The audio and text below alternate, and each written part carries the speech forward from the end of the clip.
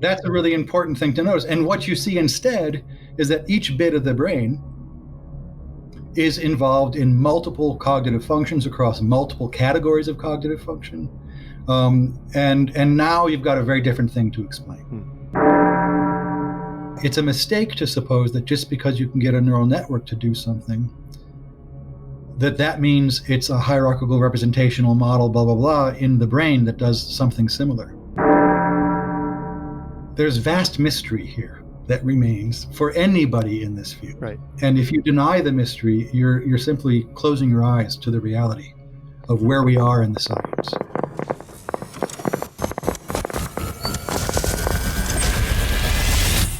This is Brain Inspired.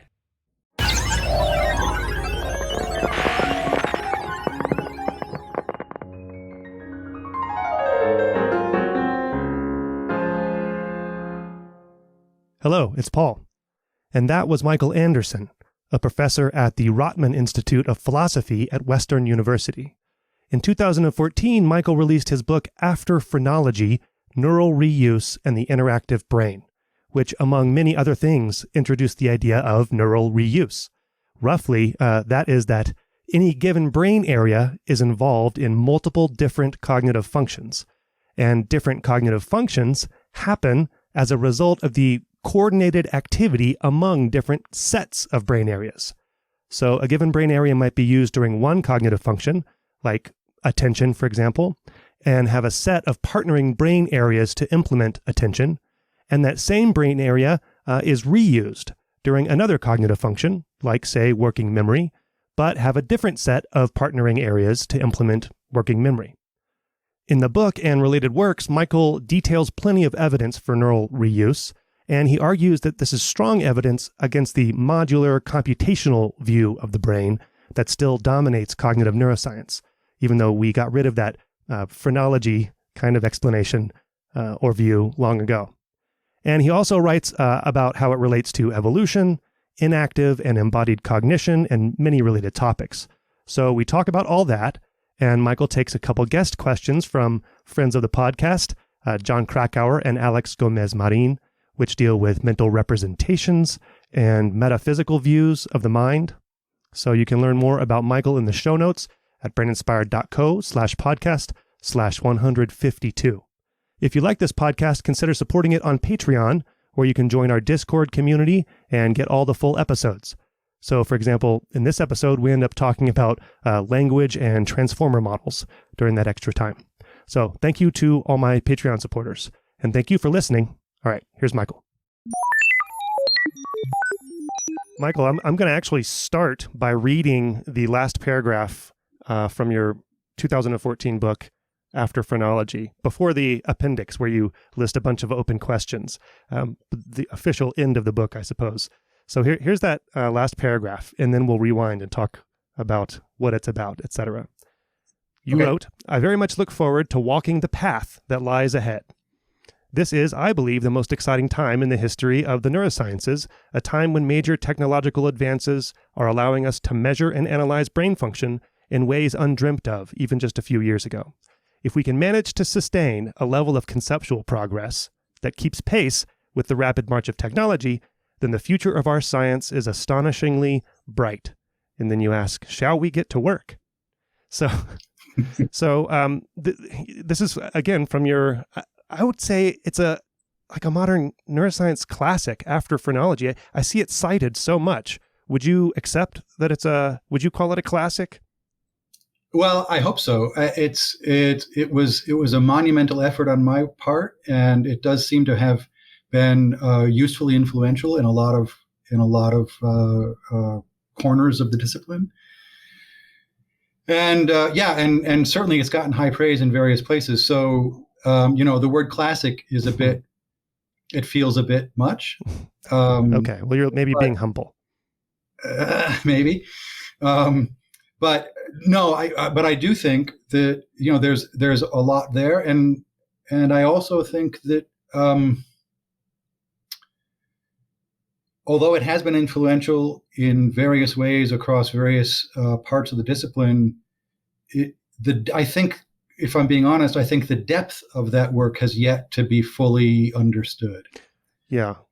And so there is definitely, as it were, as you allude to in that paragraph you read, there is more conceptual work to be done. And I think the book can help. It still has work to do to help with that conceptual work that needs to unfold in the neurosciences.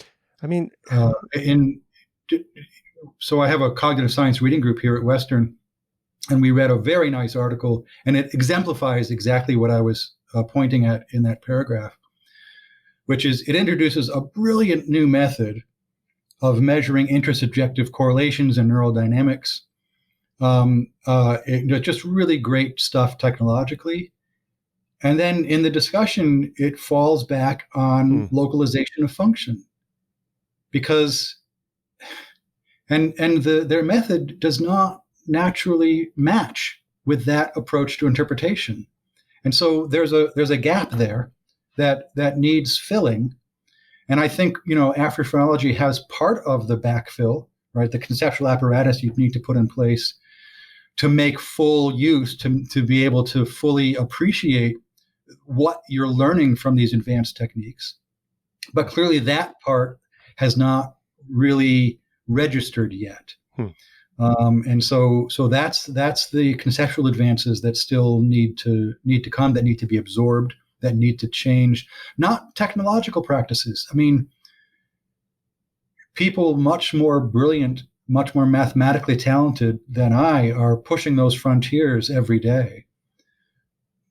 But they're still doing it as if they're working within a framework that we developed for the general linear model, this thing, the amplitude of this change in this particular region indexes this particular part of the stimulus. That's a really flat-footed and simplistic way of looking at brain function. And we have the conceptual tools to move beyond it, but those things haven't penetrated to the degree that they need to. Let's put it that way, that they need to. And I'm hopeful that, look, it's a young science. Well, yeah. So you're still hopeful. We're going to have to step back and just talk about the high-level conceptual basis and premise of your work, of your research agenda, because there are actually multiple moving parts, right? But they all kind of fit together.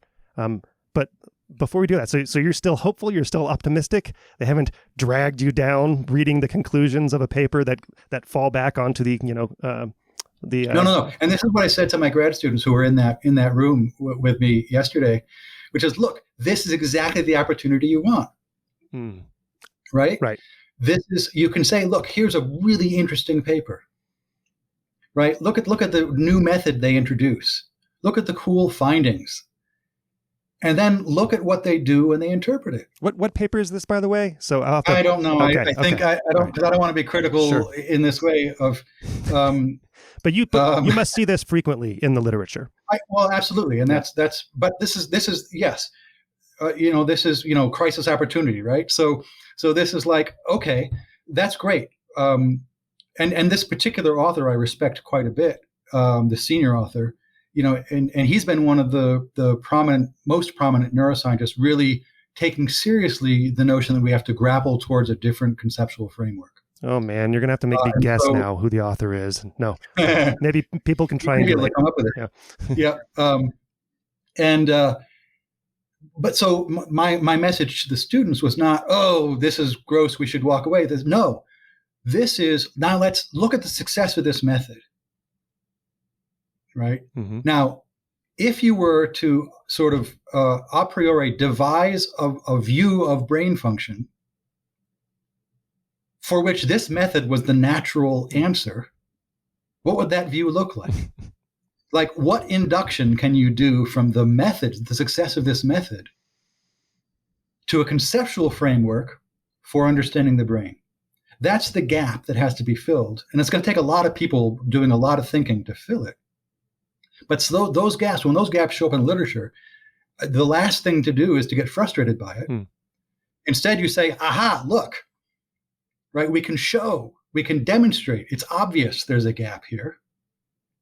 So let's start doing the conceptual work that would be needed to say, okay, this, so the general linear model, right? This is just straightforward, basically statistical covariance.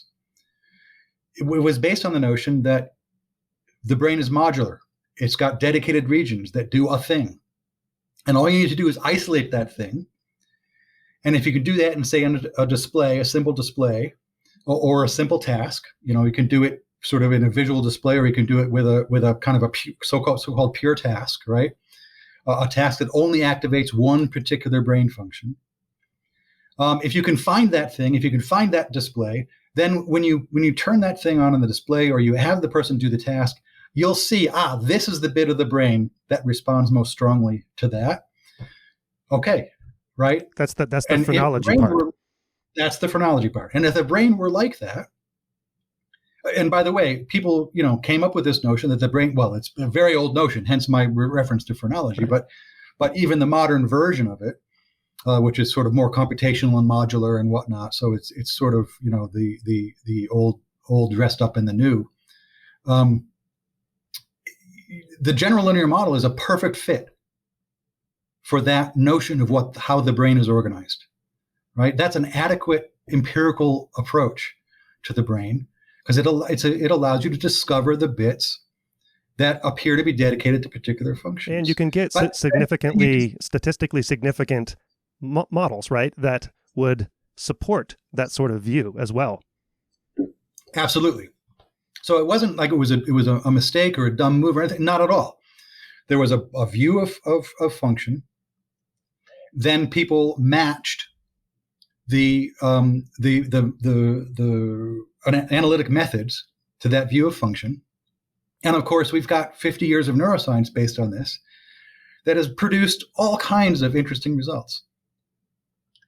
Now, as you know, having read the book, much of my career for the past 10, 15 years has been dedicated to showing that the data gathered under this assumption actually undermines the assumption, if you look at it the right way. But that brings us back to this paper and the opening, which is that, okay, so now we've got this really brilliant new multivariate method that allows us to, do not just individual, but intersubjective measurements of synchrony, under various conditions. Really cool stuff. And then they fall back interpreting it as if they're still within the GLM, modular view, even though they clearly reject that. And that's the gap. Could this have been reviewers right? So could this have been reviewers that shaped that outgoing remarks? Oh, guaranteed. Yeah. Okay. Yeah. So one of the stories I told in this meeting yesterday, where we discussed this paper, was that I was on a master's, a neuroscience master's defense recently, in which, and it's really cool work, pushing the envelope methodologically, trying to, maybe this is a little off topic, but basically the real innovation. So a typical experiment in neuroscience and cognitive neuroscience in particular is what we call open loop. That is, you have a stimulus, maybe you make a response to it, maybe it's just passive viewing, as in like the movie paradigms that have become very popular. But in any case, whatever your response is, it doesn't affect anything in the future. Right. So it's open loop. The circuit, the usual, sensory circuit is broken in these cases. We close the loop. And so this is a student of mine and who's now moved to her PhD program, and she managed to figure out a way to play Pac-Man in the scanner. Okay. It's got to be like just a joystick down by your side, right? Yeah, I think it was a trackball is what they ended up using, just because of what either what we had or because that was you need less movement of the arm. Yeah. Right. So you're wiggling the head less, and so it's just a trackball. Anyway, that doesn't matter, I don't think. But the notion, the important notion here, is that your actions change your perceptions inside the scanner. This is the inactive viewpoint. This is the inactive view. This is the closed loop view. This is fixing Dewey's reflex arc problem.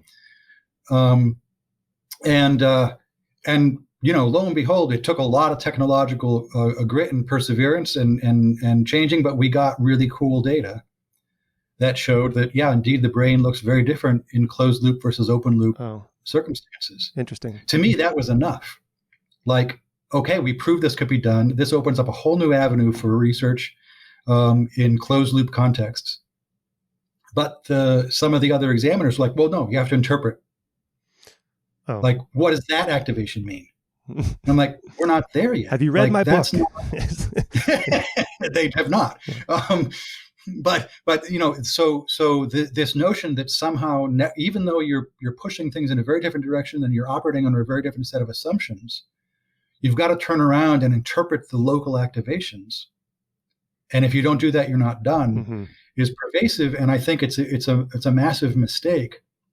And if you're going to do it, you've got to do it honestly. So you've got to go to something like Neuroscience, that giant database that Talio Coney put together, and say, okay, well, if you really want to know what this activation means, well, let's put it into Neuroscience and let's see all the things that cause activation in that area, and now interpret it.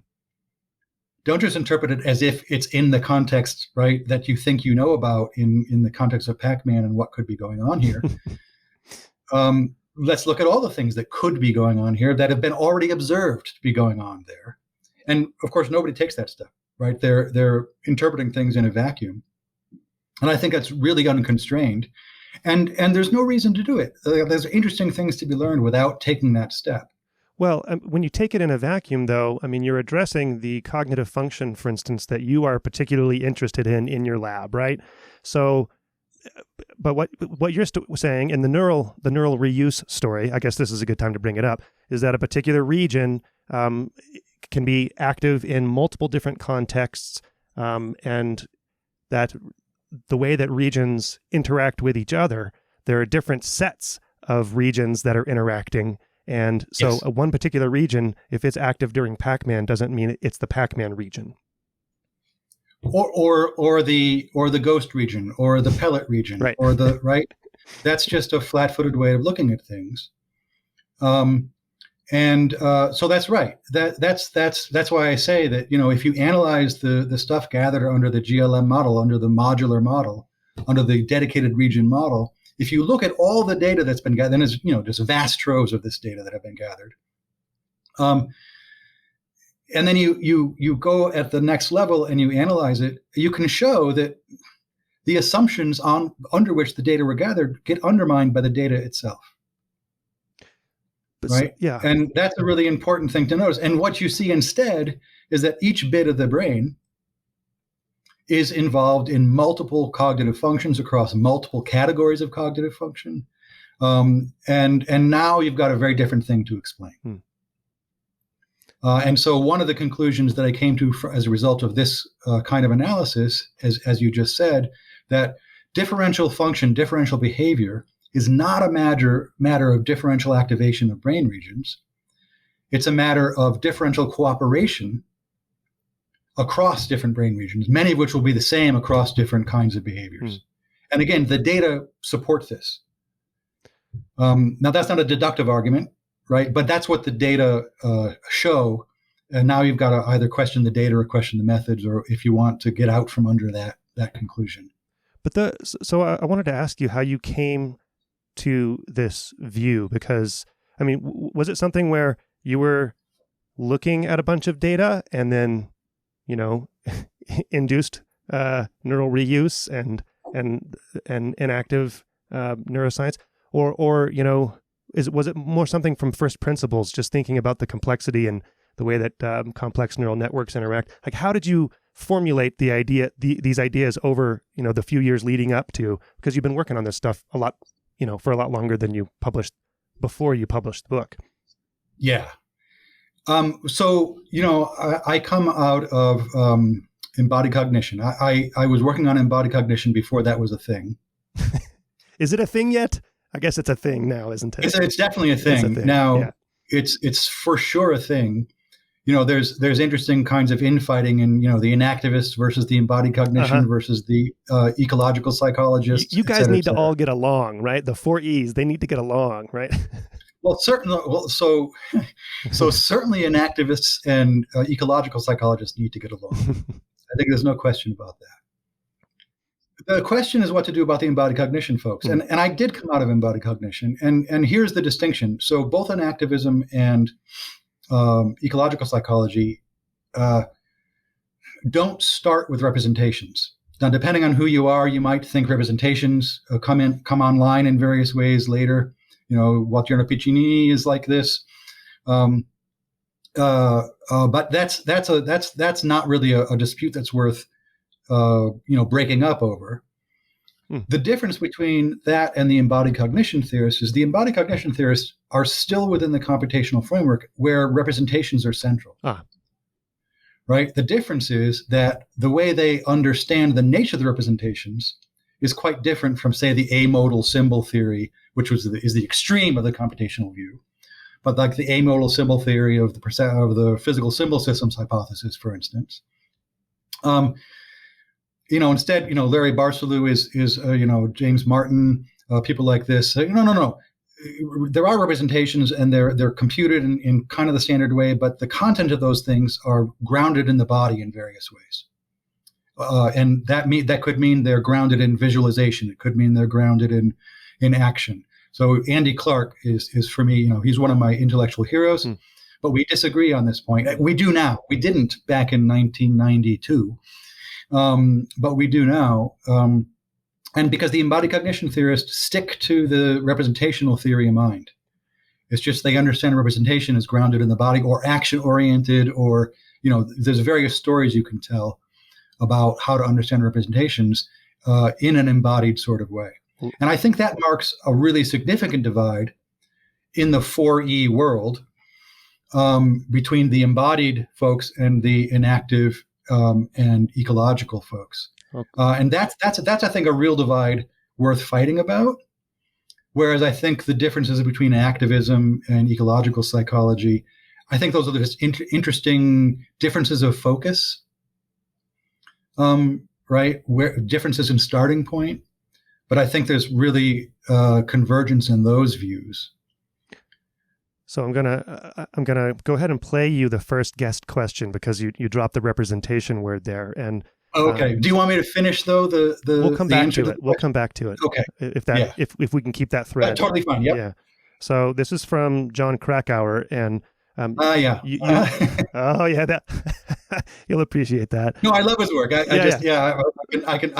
can probably just say the question myself. Yeah. Oh, that'd be awesome if you say the question. Oh, it's actually kind of long, so it's almost 2 minutes. So be a little patient, I suppose. Both my guest questions are a little bit long.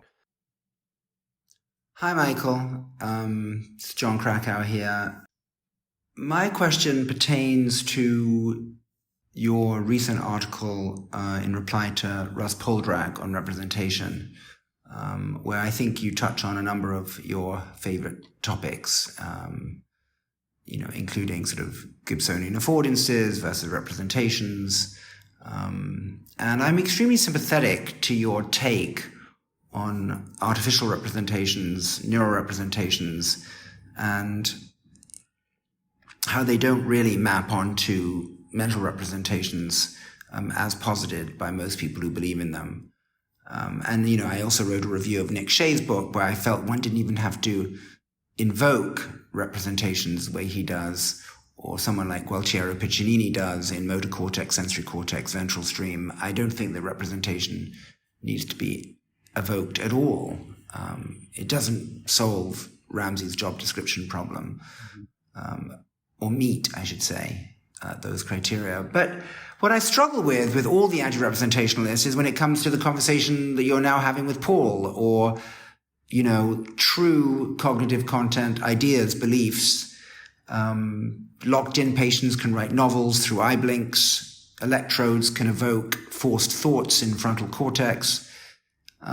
I simply do not see how we can do without the mental representation notion when it comes to those phenomena.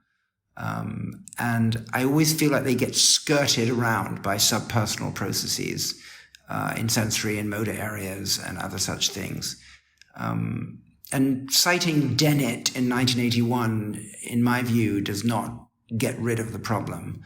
So I was wondering if you could just tell me, how do you come up with a story about this question I'm answering you and how you're going to answer it without having to invoke mental representations. All right. Sorry, that was a mouthful and long, but I think you got it all right. Yes. Yeah. And he, this is all familiar territory. Yep. So, well, no, a couple of things I want to say at the outset. So, I by the way, I totally agree with John about Nick Shea's book and Gualtiero's recent work. They use this word representation, and that's fine. People can use it however they want. But the trouble with that word, one trouble with that word, is that it's got such an bit of a historical baggage that comes with it. And I think this is part of, I say this explicitly. By the way, the other author on that paper, so it's not just me, it's Heather Champion, a grad student of mine. And so we say explicitly in that paper that,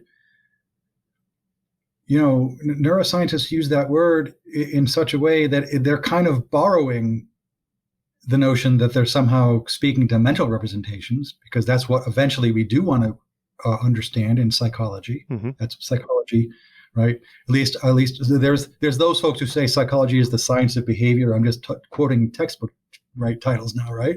But the other is it's the science of the mind, right? Let's understand how that bit works. And so, at least on the latter interpretation, that's what we're asking, right? How do beliefs and desires and intentions, how do ideas get expressed and communicated between people? He mentioned writing a novel.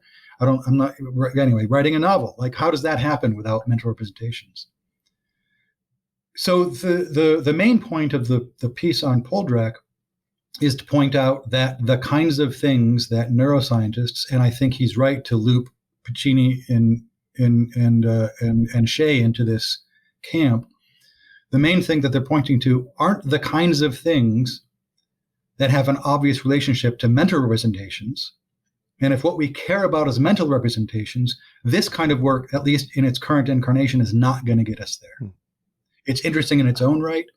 These are clearly, they're part of the mechanism of behavior. These are, information carrying, neural activations that clearly are, involved in behavior guidance in light of perceptual phenomenon. All that seems right to me. But as I say in that article, that's totally compatible with the Gibsonian take on all of this, right?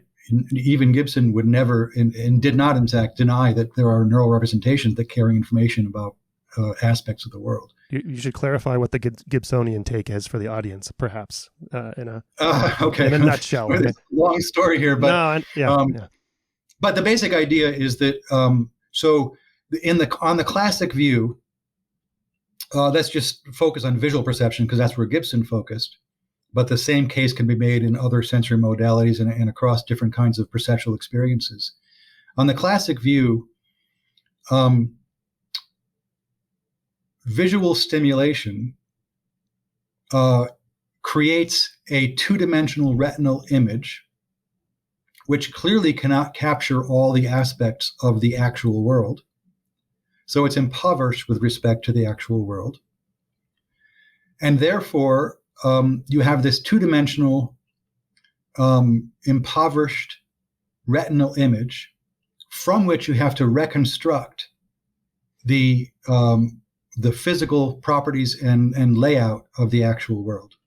And so you need a whole bunch of what my friend Tony Chimero calls mental gymnastics to achieve that. And so you build a model, a speculative model of what the world might be like given the impressions that it's putting on your retina.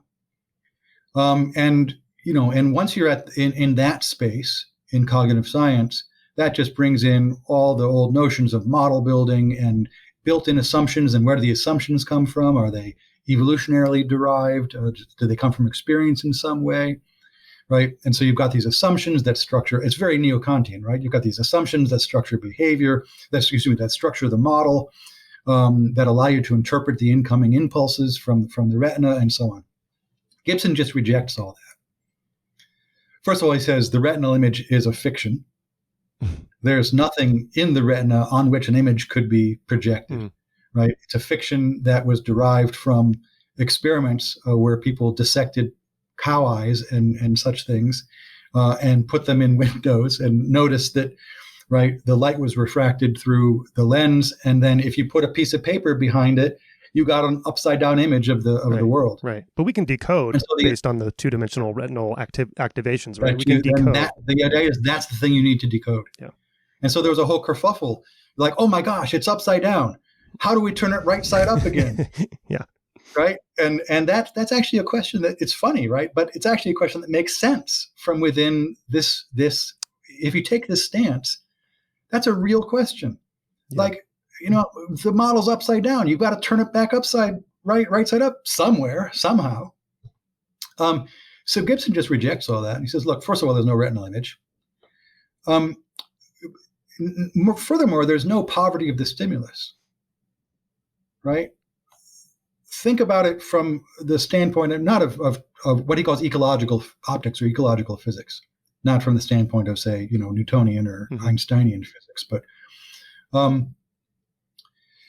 light in the environment bounces off of and is thus shaped by every surface in the environment. So at any point in an environment, with the exception of things that are fully occluded from incoming light, the light itself is structured in a way such that it carries information about all the stuff that it's bounced off of. He calls this the optic array. And his claim is that the optic array in and of itself carries sufficient information about the layout of the environment. There's no lack of information there. This is direct perception, right? Is that? Yeah. This is what leads up to the view of direct perception. Yeah. Now maybe that's too subtle a thing to care about. Yes, this is what leads to the view of direct perception. And so the notion is that what you're not doing is taking the impingements of the world in an imagistic way and using that to build a model. What you're doing is you're learning to coordinate your behavior with the structure that's actually in the light, right? And so whether it's upside down, right side up, this is not a relevant question anymore. There's sufficient information in the optic array to allow you to coordinate your behavior with respect to the environment. It specifies, as he says, the layout of the environment. All right. Yeah. And so this is the direct perception view. There don't need to be epistemic mediators. There don't need to be representations. There don't need to be models, right? That then you use to, infer what you ought to do in the environment. You can directly perceive the layout of the environment by coordinating with the structure in the light. So that's the Gibsonian view, and it's a non-representationalist view. It's important to note, back to John's question, it's important to note that Gibson himself, he was talking about visual perception. Mm-hmm. He wasn't talking about novel writing, right? Right. And what follows from the Gibsonian view, I think, at least if you generalize it to the kind of account you want to give of, a cognition writ large, is that there's no necessity to base or to center your explanation of mental phenomena of successful behavior on representations, on models, right? What you need to do is understand coordinative dynamics, coordinative structures. How does that process happen?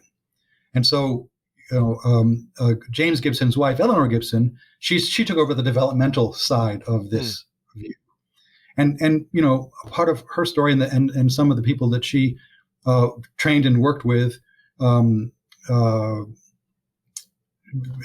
Karen Adolph is one instance at NYU, where what they're understanding is what does that development look like that by which you learn to coordinate with various kinds of aspects of your environment. What's the information that's available? How do you learn to coordinate with it? What's that developmental trajectory look like? So those are the questions you start asking from the Gibsonian standpoint. Now, novel writing. So one thing this is not meant to be a sidestep because I'm not going to sidestep, but I got to tell you, I find questions like this really unfair. Because I want you to show me the cognitive psychologist that has explained novel writing.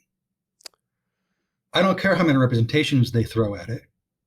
Nobody understands what it takes to write a novel, to be creative. But I suppose John's bet would be that the path forward to explaining would be, we would be better served with a representational viewpoint, right? That it's just a more likely bet. Yeah. So I just wanted to register my objection before I said something about that, Okay. right? Because this is because honestly, right? This is kind of the classic move that the folks within the tradition take with respect to upstarts like ecological psychology.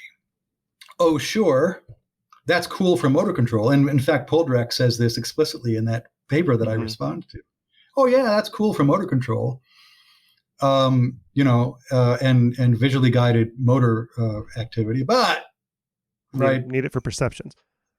But he also, like in Poldrak's paper, and I think one of the things that John is impressed with, and I'm of course impressed with, I'm sure you're impressed with, are artificial neural networks, right? And that we can, get some sort of quote unquote behavior out of an artificial network, and presumably it's through the representations in the nodes and weights of that artificial network, right? So just throwing that out there.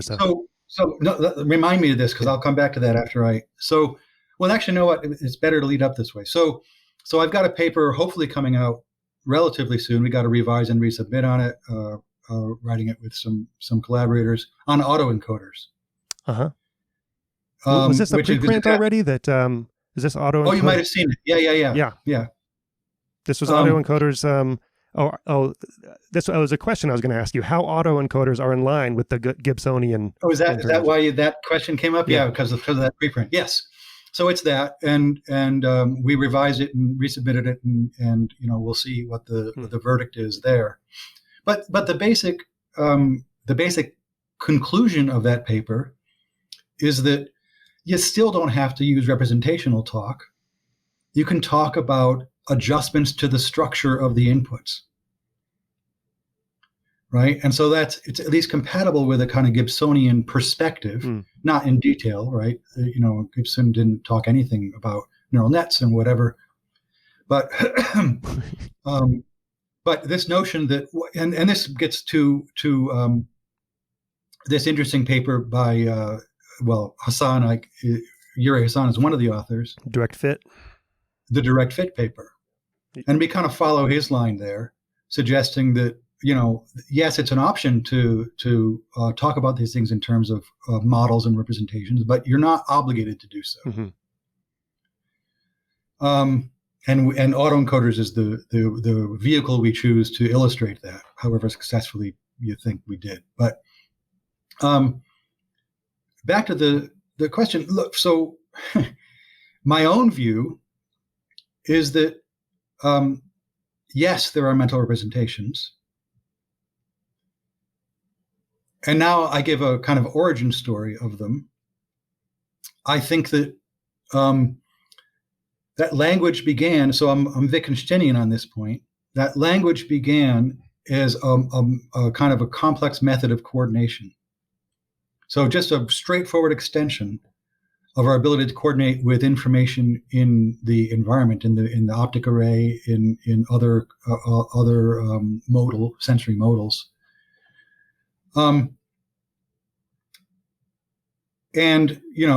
so Wittgenstein's builders is a kind of an exemplar for me, right? You just say slab, and that's not a name for a thing; it's a request for a particular item.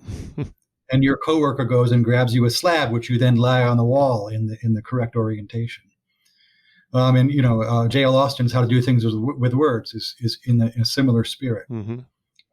That we tend to think of words as representational, as fundamentally representational, and what Austin says is, they're fundamentally performative. And what I suspect is that the representational aspect comes later. It comes from who knows where this came from. Again, I do want to emphasize that despite this often being used as a kind of cudgel against these non-representationalist views of cognition, there's vast mystery here. that remains for anybody in this field. Right. And if you deny the mystery, you're simply closing your eyes to the reality of where we are in the science. But I just want to clarify, you're talking about mental representation, not neural representation, right? At the moment. I do not have an account of how neural representation and mental representation line up at this point. Okay. No one does. Yeah. That's the issue. Right? Yeah. Yeah. But to John's question, look, I want to admit, yeah, I think that's right, that there are representation-hungry problems. Now, I would love to get Tony online here for 10 minutes and see what he has to say about this, because he's a bit more aggressive on this than I am. But I think it's right that there are representation-hungry problems, that writing a novel is clearly one of them. It would be, and so I'm happy to let representations in at some level of our mental architecture. Detached. So John wants them detached, and a lot of. What does detached mean? Uncoupled, rather. Uncoupled from like the sensoromotor performative aspect of embodied and active aspect. Yeah, no, that they would have to be that, and that's he mentioned Bill Ramsey, and they would have to be that for it to meet the job description challenge, and presumably they'd have to be that to write a novel with them, right? It's not like you're acting out every action of your characters, right, as you right. And so, what I want to say is that I'm perfectly happy to allow them in the cognitive economy. Where I want to draw the line is the notion that they are at the core of that cognitive economy, right? What they are is add-ons, and where they came in and exactly how they came in. These are all very open questions, right? You can do the Tomasello thing, but yes. So at some point, we acquired the ability to use stored sensory motor traces to do things that didn't involve overt sensory motor action. And that was probably the origin of mental representations. And once you've got that, then you can elaborate language in a particular kind of way. And once you've got language elaborated in a particular kind of way, now you've got yet another resource to scaffold a level of mental representation, right? That allows you to do, even more cognitive work than you're able to do, right? So I want to insist that the core of the cognitive system is the sensory motor coupling. But that, yeah, sure, there's an ability to step back, as it were, from that and to utilize the kinds of stored traces that those processes create or right enable. Well, I want to I'm not going to articulate this well, I'm afraid, but in the back of my head, I have this.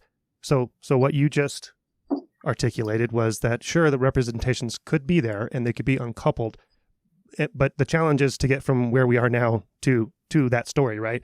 And I suppose your way of, I suppose someone like John's way of thinking of it would be that we have these internal models, and that when they're active, those are the representations, and it's just totally uncoupled from our sensorimotor faculties.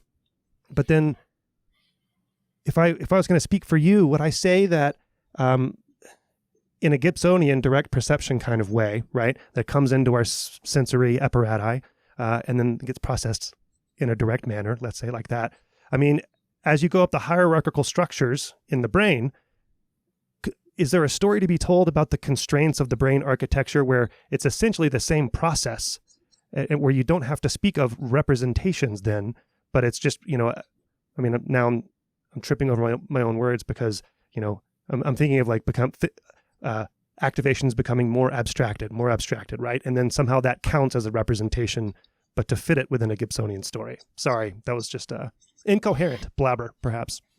Well, and this is the trouble we get into when we start thinking about this, right? So you said hierarchy, right? Yeah. Hierarchy already brings a bunch of baggage with it. And you said more and more abstract. Yeah. That already brings in a particular view of what's going on here. I haven't thought a lot about abstraction, I'll be honest. But it makes my skin crawl a little bit. So I have the sense that there's something wrong with that way of talking. But the hierarchy thing I want to push back against hard. Okay. brain is not hierarchical, except in very limited cases. It's heterarchical. We could say layered. Well, the brain itself is, anatomically layered, but that's very different from saying it's functionally layered. Okay. Hierarchy implies function to you then. And I suppose it. Well, yeah. Yeah. Well, and you said move as things move up the hierarchy. I know. It's hard to avoid the language. Right. It implies a kind of feed forward thing where we're moving up. Maybe it's a anatomic hierarchy, but that somehow maps on to, and despite his dissing of Dennett there, I think that basic Dennettian point is right. That the notion that our psychological categories and our way of breaking up psychological function should map in a really neat, direct way to anatomical regularities was a red herring from the beginning, and we should have noticed it. That isomorphism is a red herring? That isomorphism thing. That's what I take from Dennett there. So there's no moving up the hierarchy because first of all, and this is where this is already oversimplified, right? And we get into the reflex arc phenomenon, right? It's not like there's a thing that happens, right, and then it moves up a hierarchy. That's what happened in neural networks in right? isolation. That's one of the dangers of neural nets as a model for the brain, because that is exactly what happens in neural nets. There's a thing that happens. It's presented to the input nodes, and then a bunch of things happen along the way, going up a hierarchy, often a real hierarchy. And there's real abstraction because, right, you get features and then higher level mathematical representations of those things. And then you turn the computer off. Yeah. To use that same kind of viewpoint in talking about the brain is I think fundamentally misleading, because first of all, there's ongoing activity, and not just ongoing activity of the organism. Even if you throw somebody in a scanner and they can't do anything else but sit there and look at whatever you're showing them, right? There's background activation, right? There's just the natural oscillatory frequencies of various parts of the brain. So there's no walking up a hierarchy as if that's all that happens, right? There's stuff going on already that modulates anything that's coming in. Certainly in naturalistic scenarios, there's ongoing activity that's affecting what happened. This is what's right about the multiple drafts theory, which is otherwise crazy. Dennett, right? Daniel Dennett's multiple drafts Another theory. More Dennett. I'm just doing that to Neil John right now. Which is that, like, there's stuff going on all the time, and all that stuff affects the new stuff that's happening. Right. The old stuff is still there, and it's exerting its influence. So the notion that there's some kind of strict hierarchy you can identify just seems a mistake. Instead, we've got to understand, in the book I say, top down, bottom up, side, right? Just right. But this makes it very hard to study. I do recognize that. This is why, you alluded to the appendix of the book. That's why I put the appendix in. So, like, I do recognize that the negative part of my work showing, well, that can't be right, that can't be right, that can't be right. You can't just leave it there. You've got to say, okay, what do we do instead? Yeah.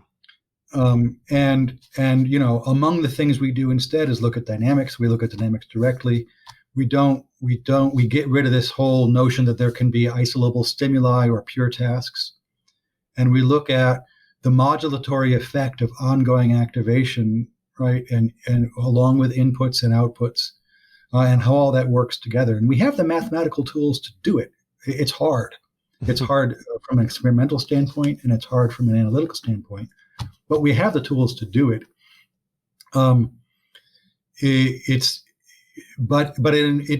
It means, getting beyond, and it's hard, as you just demonstrated, right?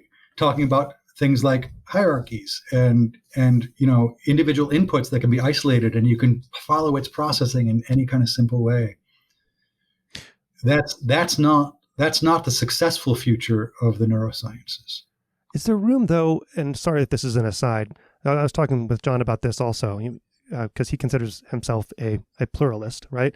So is there room in a pluralistic approach to understanding brains and minds for us to say, yeah, that looks like a hierarchy, fine, but you can also slice it this other way, and you can also slice it this other way, and so everything's okay to talk about in that manner and useful in some respect, but Maybe it's not that the brain is a hierarchy, full stop, or something like that, right?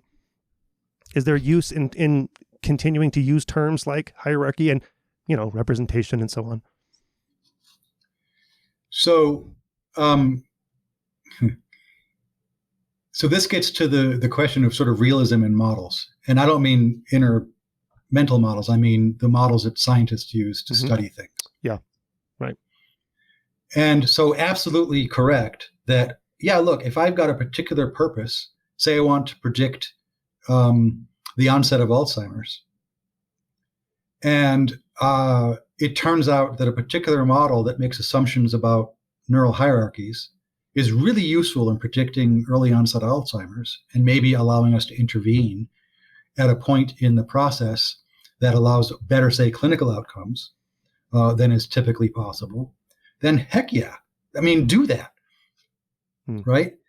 But then don't make the follow-on assumption that you've thereby discovered something fundamental about the architecture of the brain that can be generalized to tell a story about the whole thing.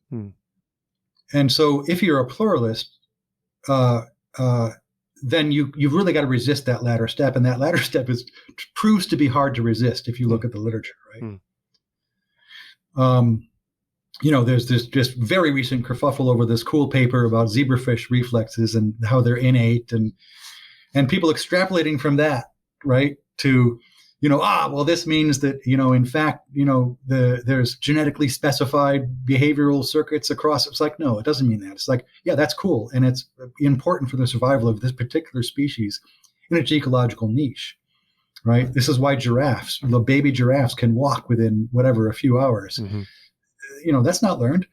That's built in. And it dang well better be, because there are lions on that Serengeti. And if they can't be mobile quite quick, right, they're not gonna survive that. So I would say I'm a pluralist as well.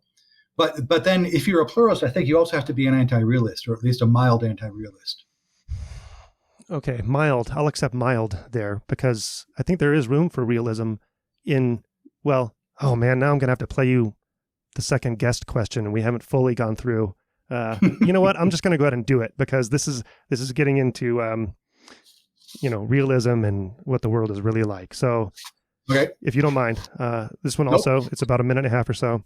This is from Alex Gomez-Marin, and I'll just play it here. I'll just play it. Hello, Michael, and hello, Paul, again. I'm Alex Gomez-Marin from the Instituto de Neurociencias in Alicante, Spain. And thank you for asking me to contribute with a question, or is it a comment? Okay, so here it goes. Michael, your work is really a garden of stimulating reflections, as you have engaged in deep discussions about the future of psychology, its problematic taxonomies, the evolution of the brain, the pitfalls of the stimulus-response paradigm, plea for radical embodied cognitive neuroscience, etc., etc. And generally speaking, I agree with virtually all of those, but I wonder, and this is the question, what is your metaphysics? Namely, could you make explicit the philosophical commitments underlying your scientific thinking?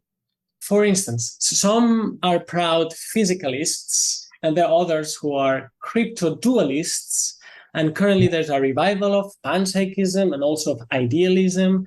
And many neuroscientists still believe that one can do science without adopting, consciously or not, any philosophical doctrine. So I'm very curious to know yours, especially given the fact that I'm currently undergoing a kind of 4E crisis. Since even when one puts the brain back in the body, acting in the world, it seems to me that materialism, broadly construed, still remains a desperate attempt to understand that four-letter word we call the mind. So thank you, and sorry for this rather abstract question. Warm regards from sunny Alicante. Bye-bye. See, he used his hierarchical brain processing to ask an abstract question. There you go.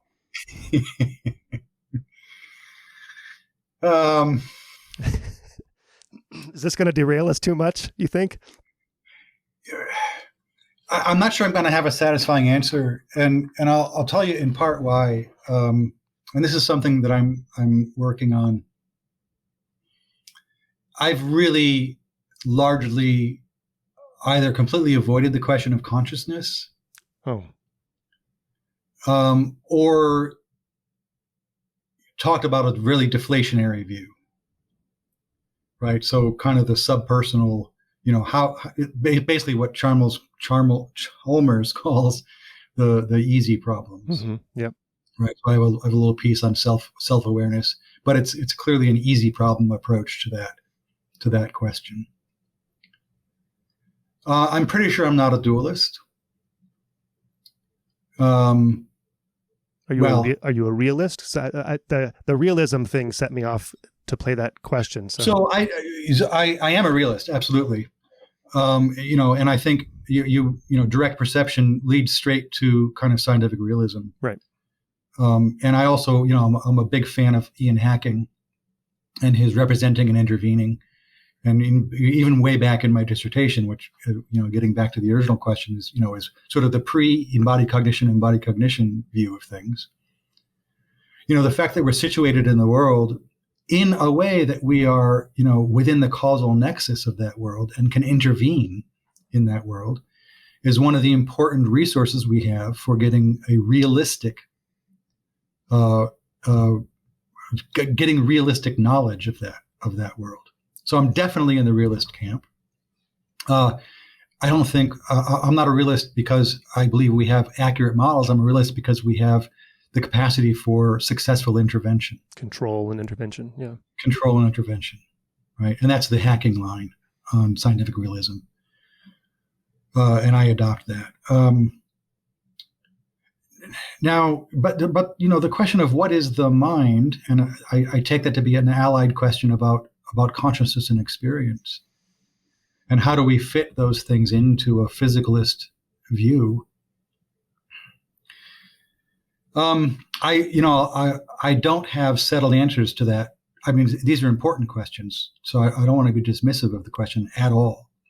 But I don't myself have settled answers to that question. I'm attracted to I'm once attracted to, say, Varela and Thompson's inactivism on this, but they can kind of shade into idealism in various ways. I mean, there's a slope there that they're trying to avoid sliding down, and it's not clear that they can.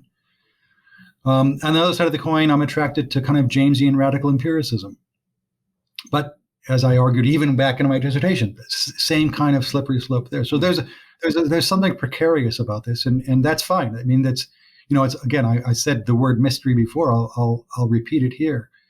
There's an important mystery here, and it's a mystery that should interest not just philosophers but any intellectual, and maybe scientists who work on the brain especially. And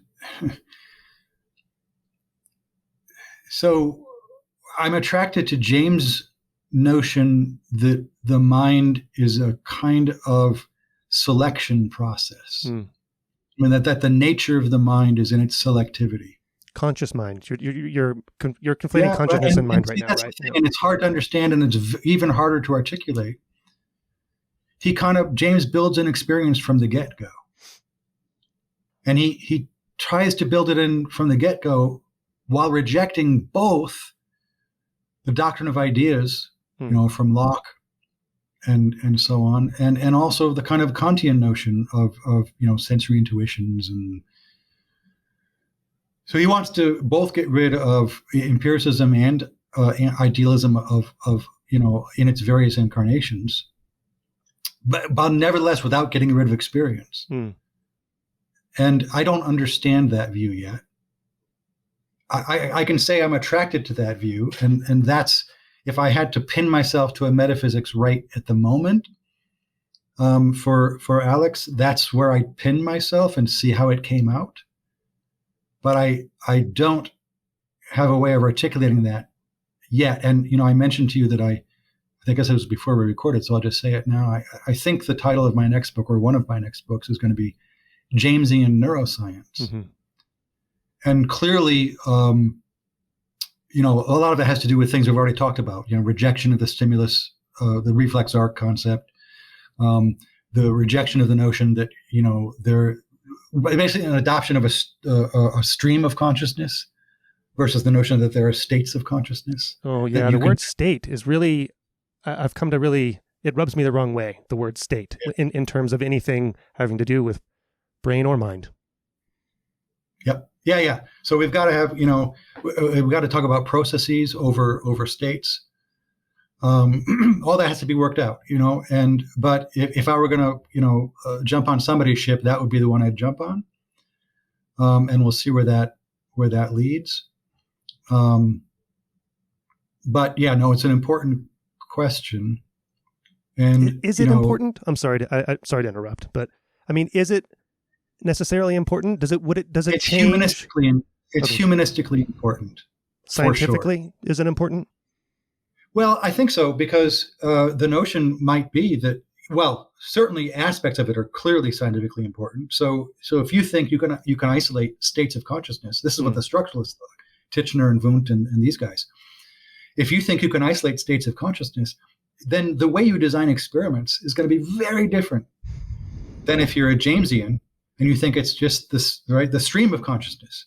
And that once you scoop something out of that stream, it's no longer part of the stream and it's a different thing, right? So studying this bucket of the stream is just a very different enterprise than trying to get a handle on the stream itself. So do you think that the stimulus response approach to neuroscience that's dominated, over the past, 80, 100, something, however many decades, do you think that's been one of the biggest misleading approaches, mistakes scientifically? So I want to resist calling any development in the history of science a mistake. Okay. Because everything that we do leads somewhere. Right, but maybe less efficiently. Some roads are more efficient than others, perhaps. But there's no way to know that, right? And so in this context, I want to reserve the word mistake for things you should have known better. Okay. But if your metaphysics was right from the beginning, right, then maybe you should have known better. The history could have been different. Yeah, okay. Right? And there certainly were resources throughout the entire history to have taken a different path. But look, excuse me. I don't think that, and this is back to the word mistake. The other thing, the notion that we didn't learn anything. I didn't say that. Well, but I want to reject that too. I mean, I think we learned a great deal. Yeah. And my own view is that one of the things we learned is that the assumptions under which we gathered the data undermine the assumptions, or that the data undermine the assumptions. And so now we know we need to do something different. I was just going to say, did we need to wait this long, or was enough evidence already in a few decades ago? I mean, will you forgive me if I throw Kuhn at you right now? Well, I was going to bring up Kuhn, so please throw Kuhn at me. Yeah. I mean, that's one of the, I don't think it was Kuhn who said this. It might have been Ernest McMullen, one of my old teachers. This is Thomas Kuhn that we're referring to, who wrote The Structure of Scientific Revolutions. And I was going to ask you about paradigm changes and if you think we're on the cusp of one. But anyway, that might not have been what you were going to throw at me. No, what I was going to suggest, so I can't remember who said it to me. Well, I think it was Ernest McMullen who said it to me. I don't know if he coined this phrase or not. He may have gotten it from somewhere else. But he said that if you actually look at the history of the Copernican revolution, and this is back to Kuhn now, right? So I think you just mentioned Structure of Scientific Revolutions. His earlier book was the analysis of the Copernican revolution. And now we look at the church's persecution of Galileo for adopting Copernican views. What he said, and he was a priest, by the way, Ernan. What he said was, well, the church was morally wrong to have persecuted Galileo. Okay. But epistemologically, they were probably right. In the sense that at that stage, there really wasn't enough evidence to compel anyone to adopt the Copernican over the Ptolemaic view of the universe, right? And so there's a very hard question and that people have spent, obviously the whole logical positivist movement was about this. Like, what is it when something is confirmed or disconfirmed? Right? This is an impossible question to answer in a definitive way. Like, when is there enough evidence? How does that work? And so now you get back to Kuhn, and his claim is that, yeah, that's the wrong question to ask. There's no point at which the evidence has accumulated sufficiently to make it rational to do one thing rather than another. There's always a rational way to continue within the same, right, within the same framework by elaborating the framework. And it's not, you can't say it's an epistemic or rational mistake to elaborate the framework rather than jumping to a new or developing a new framework. That's a decision that's made not based strictly on evidence, but based on other considerations. Some of them are aesthetic. Some of them are, some of them, frankly, are personal. They're maybe ambition-based or whatnot. And so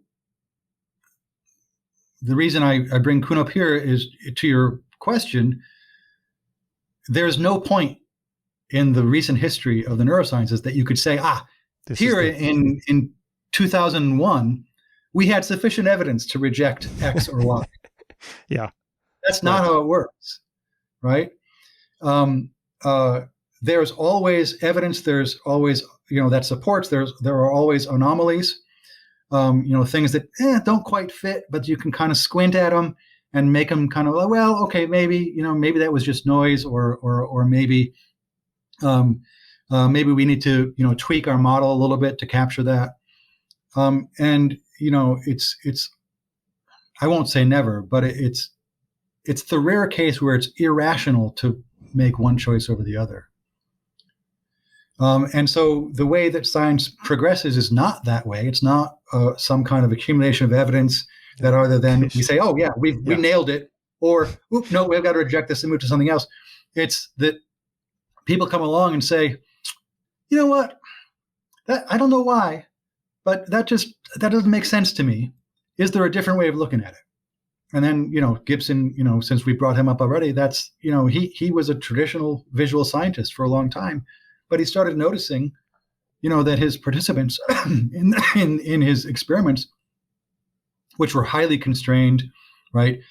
This is how you did psychophysics back in the day, in visual psychophysics, right? You put people in an ophthalmoscope, with a bite bar, so they're fixed. You have them focus on a distant fixation point so they're not saccading or anything. And then you show things to them and you have them interpret whatever you do. And he said, well, people, they weren't perceiving. They were having hallucinations. And right. So what he came to decide, what he came to realize, I would say, is that setup had actually destroyed the phenomenon of visual perception. By oversimplifying it to the point where vision was no longer what was happening. It's completely out of context for the organismic behavior. Yeah. And so he said, okay, well, then what do we need? And this is back to the very beginning here, right? Like, okay, then what are the assumptions about the organism and the environment that make this a nonsense thing to do, that then replace the prevailing view of what's going on in visual perception, which is that you start with these low-level features that you slowly build up into more and more complex pictures of the world. And so what you need to do to study vision is isolate the low-level features, right? And learn how those get processed, and then go to more complex things and whatever. That's a hierarchical view. He just said, no, that framework is mistaken. So we need a new one. And he set about creating a new one. And so I think that's the position we're in now in neuroscience, right? We've been operating under a particular kind of structuralist assumption where we get individual, we initially are receptive to features, very simple features. Mm-hmm. We build those features up into models of the world. We test those models in various ways through behavior. Again, that leads to all the kind of notions of uncertainty and potential skepticism, like how do we know our models actually fit the world and blah. And in the neurosciences in particular, right, then we've got a vision of the brain that is oriented towards that. We've got feature processors in the brain, and then we've got things that do conjunctions for us, and so on. And then we get object files. I'm now channeling Treisman here. Mm-hmm. Then we get up to object files, and then the object files end up into concepts in some way, and so on and so forth. And again, the kind of straightforward general linear model, straightforward,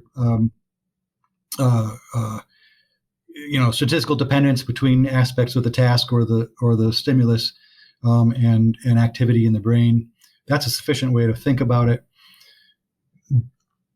But I think we're at the point, that Gibson hit in visual science, which is, no, actually, we've oversimplified things. That's not how the brain works. We need a different kind of experiment, and we need a different model that sort of better matches the more sophisticated methods that we have. But it sounds like you are comfortable with the current quote-unquote Kuhnian paradigm in neuroscience, comfortable working alongside it without shaking your finger at it, right? And saying, you're doing it wrong and I'm doing it right, and my paradigm will come through one day, soon, I hope, And I think, I don't know if we were talking about this before I hit record, but you're, because After Phrenology was 2014, which is now, 8 years ago, and it's based on all the work that you've done before, but you're still optimistic. I wanted to get your viewpoint on the current paradigm in neuroscience and reflecting on how your ideas or your approach has been accepted and or rejected, like how you felt you have fit as the years have gone by. That's a lot to throw at you there, but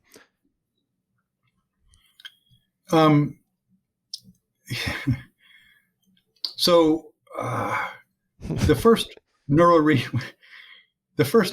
stuff that appeared in print was like 2006, 2007, something like that. Mm-hmm. So it's been a while. Yeah. So 16 was my math. Yeah. 16 years. And when I started this, I had more of the attitude that you caricatured there, which is, I've discovered something that's really important. You all are wrong. And I quickly discovered that was a dumb way to go about things. Okay. Because it implied, and I didn't think it through, but it implied, and this is why I reacted the way I did to your word mistake. Mistake, yeah.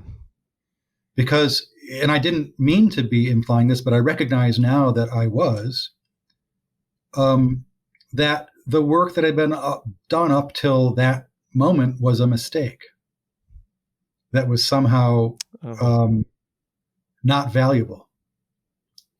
And I gave a talk in New York, and had a very prominent neuroscientist pull me aside after the talk, quite upset with me. Can't name drop again? Mm-mm. Okay. And she says, I'm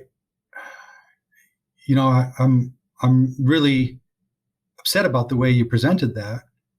Like, my grad students are now wondering whether what they're doing is worth it. How dare you upset Ann Treisman like that? Not her. Okay. And my first reaction to that was, that's not science. Like, you can question my data and methods or whatever, but you can't accuse me of emotional abuse. Oh. But upon reflection, I think she was probably right. Like, and here's why. Because in fact, the discoveries I've made, let's assume they're discoveries, those discoveries I've made were based on other people's work. Yeah, of course. Other people's mistakes. That's super valuable. It was, what I did was impossible without that work.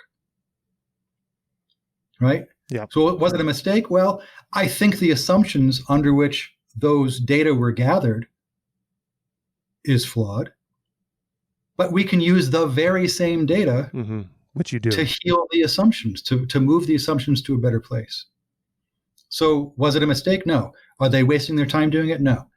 Do they need to reflect in a bit more concerted way on what the assumptions under which they've been gathering their data, and maybe they want to change some of them or tweak some of them or do something different? Definitely. Right. And so, I pushed on the straightforward empirical stuff for a long time, and then the book is really my attempt to then at least partially fill in the conceptual background, right, that makes sense of the anomalies, because the analyses I did on their data revealed that actually the data they gathered were full of anomalous information from the standpoint of their framework. And so, right, I don't know if reuse is a paradigm shift or what. Paradigm is itself a fraught word, but it does point to the need for a new framework within which data that have been gathered should be interpreted, and that should lead to particular ways of gathering and analyzing data in the future. And so, the reality is that these enterprises have to be going on in parallel, right? Both for practical and even epistemic reasons. Like, why would I mentioned Alzheimer's earlier. Why do I derail anybody's Alzheimer's research? Right. Right. That's just, there are ways, there are things. Why would I derail anybody's work in molecular neuroscience? No. In these cases, maybe, the prevailing assumptions about brain structure or functional structure aren't really relevant to the importance of that work. Right. But you're talking about people who would want to connect molecular biology to mind or something, right? That's too far a leap. Is that what you're hinting at with that? And their target of explanation is not mind, for example. Right. Yeah. And so, and with those folks, I'll name drop here John Bickel, because I know he can handle it. His way of doing kind of direct connections from molecular mechanisms to mental phenomena. I mean, the data are interesting, right? But the framework within which he's operating, I think, is mistaken, not because, and his data don't show that, right? And the stuff he does with Antonio Silva in particular, his data don't show that it's mistaken. That's really interesting work. But, especially if you're a philosopher of neuroscience or a theoretical neuroscience of a particular stripe, you don't have the excuse of saying, well, look, I just care about how this neurotranscription factor works in this particular circuit. Right. And that's fine. That's great. It's important. And it's going to lead to, really important insights. But if you're not in that kind of camp, we're not involved. We're involved in a giant game of inference to the best explanation. Mm-hmm. Right. And that means you've got to pull in evidence from all kinds of places and try to fit it all together. That's why that book is so freaking long. And the longest part is the bibliography, right? Oh, yeah. Well, I think the language chapter might be we're going to come back to language. But that might be the longest chapter. But actually, if you break it into parts. I didn't read the bibliography. I've got a copy over there. I think I do. No, actually, John, I must have given it to somebody. But I think if you just break it into parts and take the bibliography as a part, I think the bibliography is the longest because I felt it. I had to gather information, gather evidence from as many places as I was competent to interpret, and then try to fit that into a picture. Let's go back to the very, very beginning of our conversation then, because I think that we've sort of ratcheted to various topics. But, when you were formulating these ideas, and I was asking, was it the data that was showing you the way, some first principles, just a rethinking? Like, did you just have a hunch that the current state of affairs in neuroscience was on a less efficient track?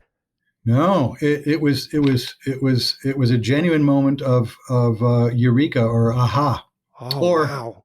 or as shoot, I forget who said this. Someone who watches the podcast will know, and will put it in the comments or something. But the quote is, "The most productive words in science are not, 'Eureka, I have found it,' but, 'Huh, that's weird.'" Isn't that Einstein, or isn't it attributed to Einstein? I Everything's don't know. attributed to Einstein. So I always mistrust things attributed to Einstein or FDR. William James. Let's say it was William James. Why not? Yeah, it wasn't. But it doesn't matter who it was. So it was that kind of moment. So I'll tell you how it worked out. So I mentioned embodied cognition. We went on a tangent on that as a result of me mentioning that phrase. And so, I was a postdoc in AI at the time, and I was doing this side project on embodied cognition, and in particular on the neural basis of embodied cognition. And so I was very influenced by Larry Barsalou and Alex Martin. And I said, okay, well, I've gathered up a bunch of neuroimaging data. I have these AI techniques I can use to do pattern recognition and analysis and things like this. So they claim that as a generalizable principle, higher order cognitive functions like language and, planning, things like this, are built on lower level sensory motor circuits. So I said, okay, well, so they have their individual experiments that show this. Can we see if this is true more generally? And so I put together, I forget how big my database was at the time, but basically I put together a database of neuroimaging experiments, and I did some pattern analysis where I looked at what I classified as higher level functions and lower level. And yeah, if you look at things that way, yeah, indeed, they're right. It's generally the case that, higher level functions, mathematics, language stuff, planning, things like that. They're built on circuits that are, also involved in sensory motor kinds of functions. Okay, cool. But then I realized, what I'm actually engaged in is a kind of confirmation bias, right? Because all I'm doing is looking for evidence for the claim. You weren't trying to falsify anything. I wasn't trying to falsify it. So I said, okay, well then let's look for the reverse. Because the reverse shouldn't be true. Right, on this model. And guess what? If you look for the reverse, you find that too. Yeah. And then I was like, well, that's weird. And so then now you start just kind of looking. And that's where NeuroReuse was born. Because one possible conclusion from this sort of analysis, well, everything depends on everything. So let's just go back to Lashley. Right. But that's not what you observe if you actually dive into the data. What you observe is all the stuff I've reported over the years, which is that, the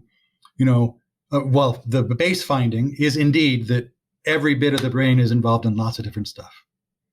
Okay, so that's consistent with the embodied view, but it's not the same as the claim they're making. And then you say, and again, it's not just everything depends on everything and some kind of mush. No, there are patterns. So newer cognitive functions, language, mathematics, whatever, rely on more and more widely spread brain areas than older ones, which are more localized. Not response inhibition, because that's a pretty low level, and response inhibition uses a lot of different, I'll confess I've not investigated that in particular. So I thought in one of your plots you showed that it was response inhibition in particular was one of the test cases where there were lots and lots of different, it relied on lots and lots of different areas or something. That's in the taxonomy stuff. So that's a whole different analytic technique, and that's not a reuse thing. Yes. Okay. Sorry to derail you there. No, that's an interesting discovery as well, I think, that leads to a particular view of what happens when these brain regions interact. But that's a different point. Okay. Yeah, but you're saying that the more recently evolved cognitive functions, as far as we can tell, rely on lots more. Or things that develop later. Or things that develop later. So Evo-Devo is hard to disentangle with the data I have. Right. Right?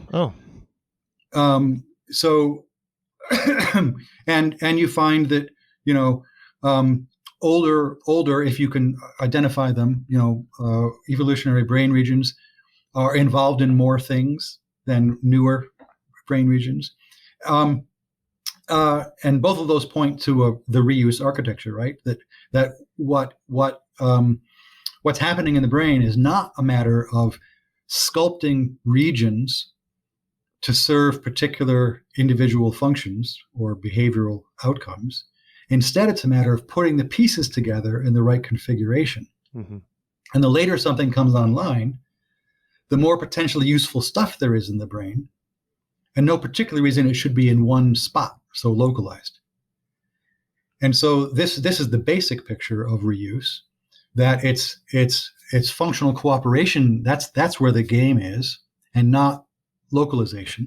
Is that hard for people to accept? That seems like a straightforward, acceptable story that wouldn't, has the neuroscience community just kind of accepted that, or is there pushback on the neural reuse part of the story? Because like I said, there's a bunch of different moving parts. This is hard to say. Certainly the neuroscience community has fully embraced network thinking. Yeah. Right? Yep.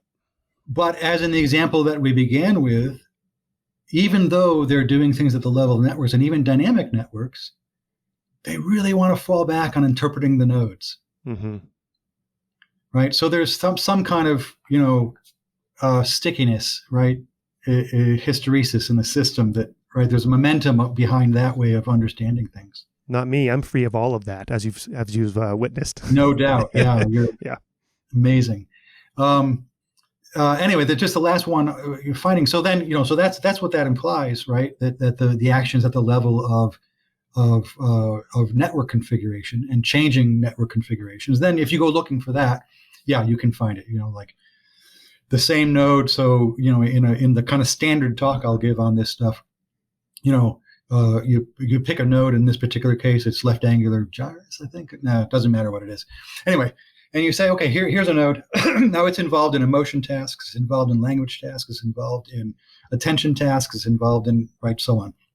Well, guess what? It has different partners in every one of those cases. Mm-hmm. So that same node is involved in all these different, cognitive functions, cognitive capacities, but it's got different partners in each. And that's the story to me, and that's where I think,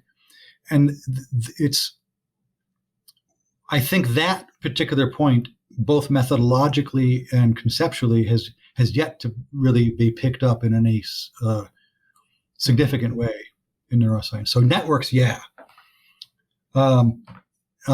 but again, back to hierarchy. Hierarchy is still very much part of the notion. Whereas I think if you've got shared nodes between these various networks, which you demonstrably do, at least demonstrably based on the data we have, it can't be hierarchical in a strict way. It's got to be heterarchical, right? Because each bit can be a member of multiple different networks.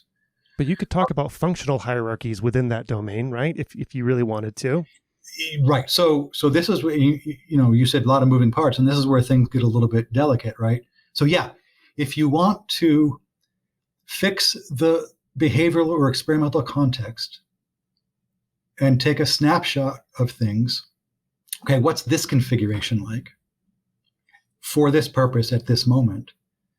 You may well be able to discover. But by the way, I would love for people to do this.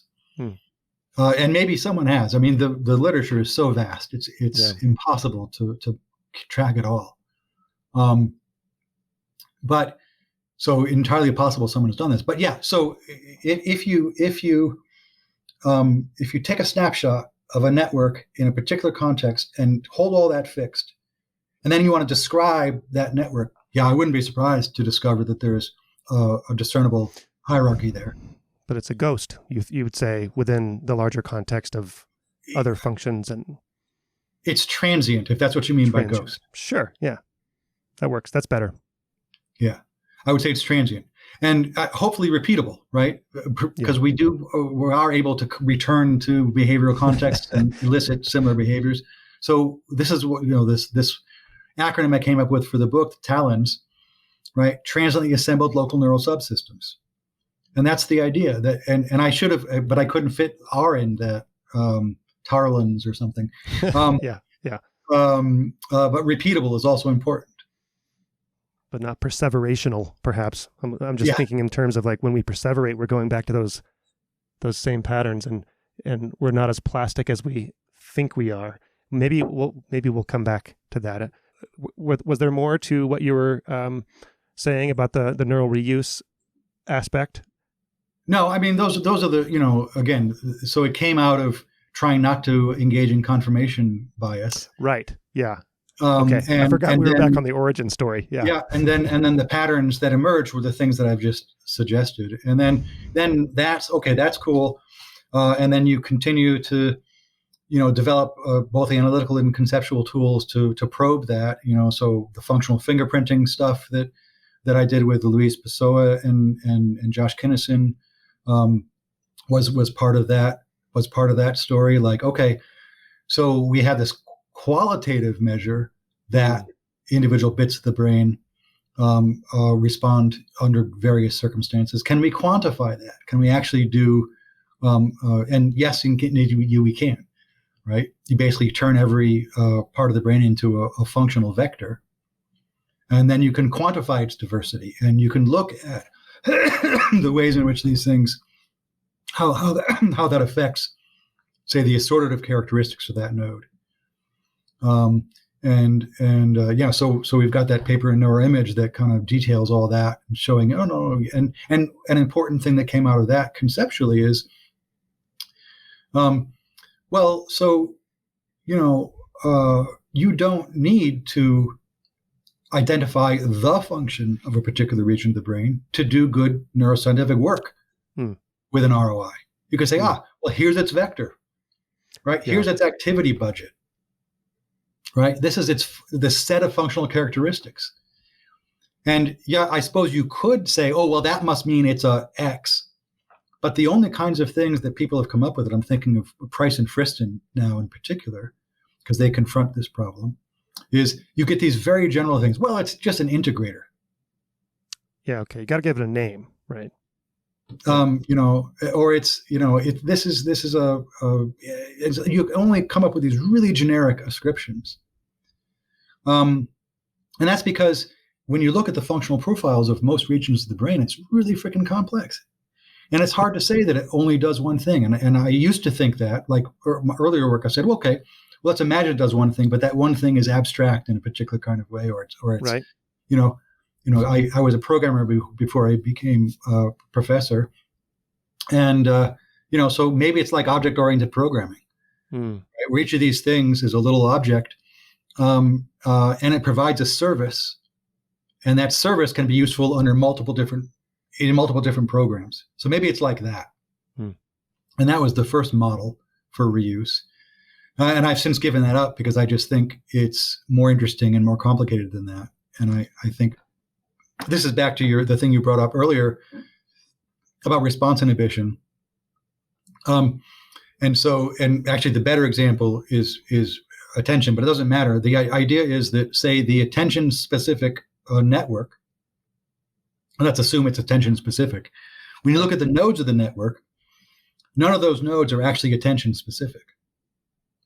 So somehow it's the collection of the configuration emerges out of that configuration. Oh man, you just said emerges. I don't want to say each individual bit does a specialized thing. What I want to say instead is that there's mutual constraint between the nodes, and that mutual constraint selects out one of the functional possibilities of each of the nodes in the service of achieving whatever the behavioral or cognitive function is that network subserves.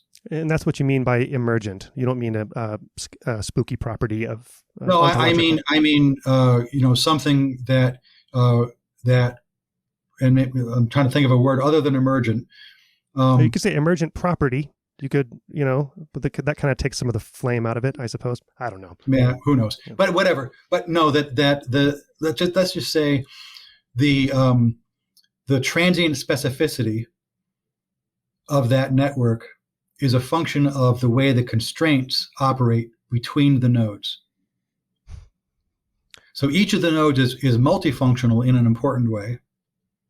But when it's in a network formed for a particular purpose, behaviorally speaking, then each of those nodes is constrained by its participation in that network to only express some subset or one instance of its functional possibilities.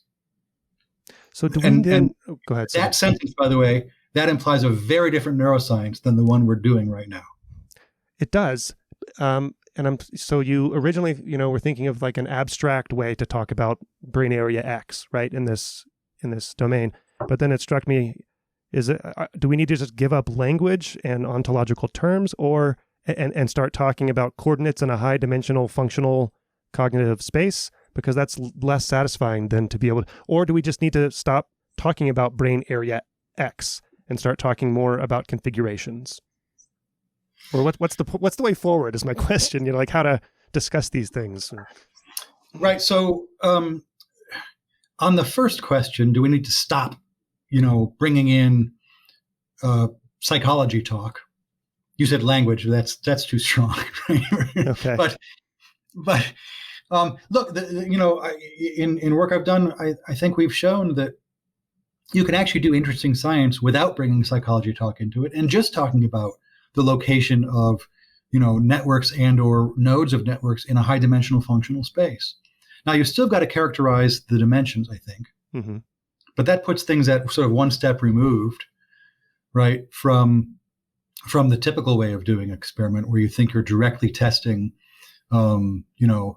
response inhibition, something you mentioned already, or working memory or something like this. So, yeah, you can do, as it were, work that's sort of maybe merely predictive.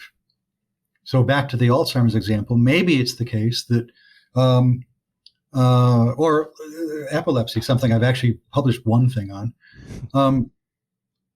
it is, what if you were able to track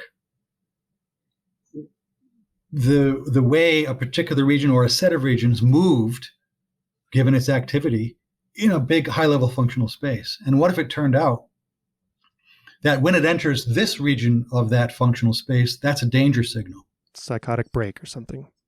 Yeah, or impending epileptic seizure. Seizure, sure. Yeah, whatever it is. Right. Well, now you haven't had to use psychology talk at all, right? You're just doing a high-level mathematical model. You're tracing these things over behavioral time. And when it enters a particular region of that space, that's meaningful in a particular way. So it's merely predictive. It's probably not explanatory. Right. And there's room in the world for merely predictive sciences. But it's now somewhat unsatisfying. Yeah. Yeah, of course. So that's the second half of your question. I do think that the computer metaphor-inspired vocabulary that we tend to use is likely going to have to be superseded by something else. And so it's just not likely to me, for all kinds of reasons, that even assuming, let's just stick with this high dimensional notion, right? I talk about neural personalities, right, in the book. Yeah. Right, where what we're not trying to do is say, well, this is the function of that thing. Instead, well, there's a set of tendencies that this region has. Dispositions. Right? Yeah, it's got a set of dispositions. Now, either for the individual dispositions or for the high-level characterization of the dimensions of that space, we are probably going to want a vocabulary, and one that is going to lead us to some kind of satisfying explanation of how all this works. I don't think that the computational metaphor is going to provide that vocabulary for us, for all kinds of reasons. I think it's probably fundamentally mistaken, even just from a kind of evolutionary standpoint, the notion that that's the sort of thing that would have evolved is a computer of a particular kind. I can't deny that it's been fruitful, right? That's so useful. Yeah, it's been driving cognitive psychology, cognitive neuroscience, and other subfields for since 1950. But it's also not clear to me that it's these are useful models, right? Back to the pluralist question. But it's not clear to me that they're explanatory in a strong sense, just because the trouble with computational modeling is it's too powerful. What do you mean? It's totally unconstrained. I can model anything. Oh, yeah, right. Given enough compute and data, et cetera. Yeah. Given enough data, given enough parts, given enough, right? I can model anything. This is another, the embodied cognition folks. One of the ways that they get pushed back on is exactly this. Well, sure, of course the body's important. I can just throw it into my model. It's like, yes, you can. Right?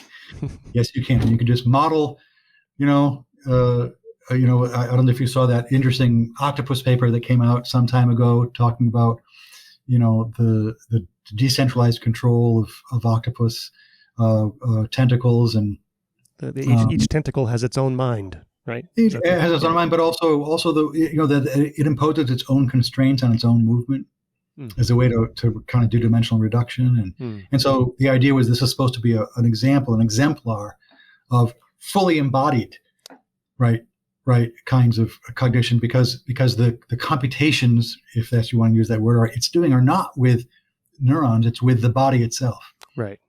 As a constraint. And computation people came along and said, well, I can just model that. Right? Yeah. I'll just throw that into, and it's like, yes, you can. That sucks, but you can. Well, no, that doesn't suck. That to me is, that's a clue that framework is not actually a theory.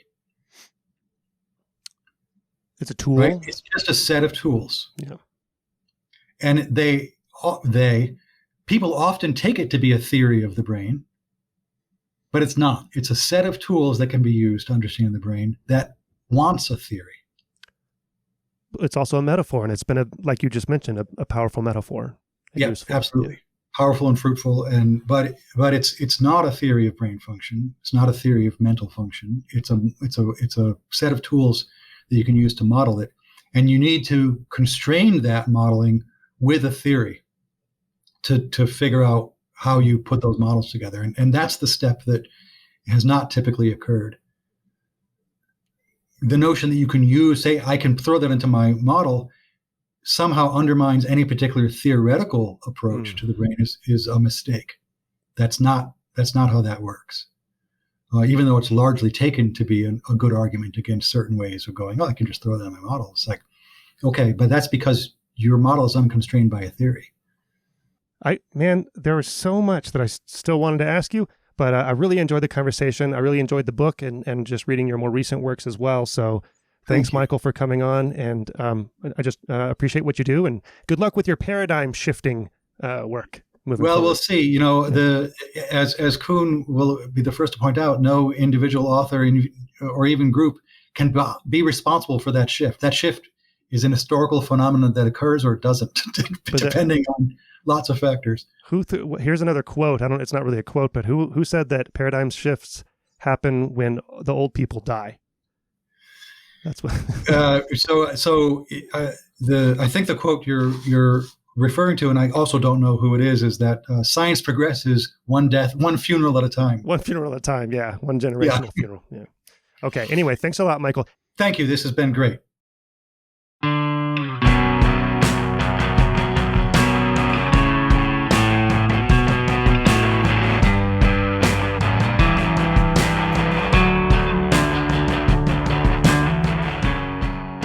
I alone produce Brain Inspired.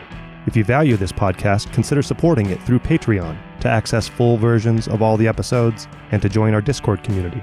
Or if you want to learn more about the intersection of neuroscience and AI, consider signing up for my online course, Neuro AI, The Quest to Explain Intelligence. Go to braininspired.co to learn more. To get in touch with me, email paul@braininspired.co. You're hearing music by The New Year. Find them at thenewyear.net. Thank you for your support. See you next time.